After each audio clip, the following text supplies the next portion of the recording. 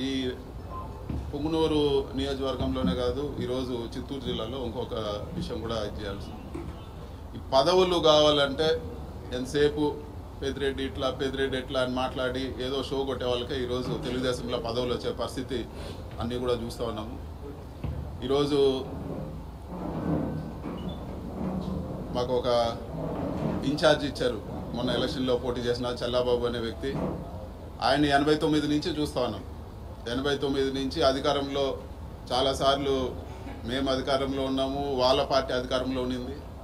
ఇట్లాంటి చెత్త పనులు, ఇల్లులు కొట్టేది, చెట్లు నరికేది, ఆవులు దొంగతనం చేసేది, ఇలాంటి చెత్త పనులు ఎప్పుడు కూడా నియోజకవర్గంలో జరగలేదు. చల్లాబాబు కూడా నేను చెప్పేది ఒకటే, మేము ఒక ఇంట్లో 10 మంది ఉన్నాం. నన్ను అరెస్ట్ చేసినా నేను పట్టించుకోను, అన్నిటికీ సిద్ధం, దేనికైనా సిద్ధం. నన్ను చంపినా కూడా నాకు పర్వాలేదు.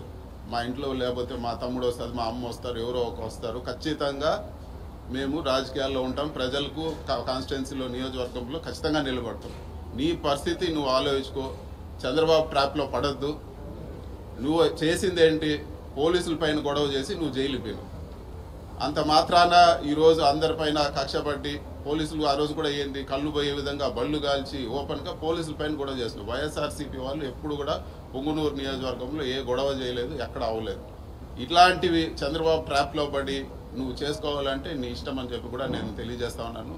నష్టపోయేది చివరికి ఇలాంటి చెత్త పనులు చేసి ఈ పాపాలంతా కొట్టుకుపోయేది చల్లాబాబే అని చెప్పి కూడా తెలియజేస్తాను. అదేవిధంగా ఈ మధ్యలోనే ఒకే పార్టీలో పనిచేసినాము. రాంప్రసాద్ అని మొన్న మంత్రి అయినారు. ఆయనకు కూడా ఒకటే అజెండా, ఎంతసేపు మా పేరు చెప్తేనే ఆయన పదవి నిలబడుతుంది. ఆయన కూడా నేను చెప్పేది ఒకటే, కొత్తగా మీరేమి అమెరికా నుంచో లండన్ నుంచో వచ్చింది ఏం కాదు. అందరూ కూడా ఇక్కడ చూస్తూనే ఉన్నాము. నిన్ను కూడా అందరూ కూడా చల్లాబాబు కానీ లేకపోతే రాంప్రసాద్ కానీ చిన్నప్పుడు చెడ్డీలు వేసుకున్నప్పటి నుంచి అందరూ తెలుసు. ఇవేవి ఈ రాజకీయాల్లో ఏమీ శాశ్వతం కాదు. చంద్రబాబు ట్రాప్లో పడి మీరు అన్యాయం అయిపోద్దని చెప్పి నేను తెలియజేస్తానని చెప్పి కూడా చేస్తాను. Thank you.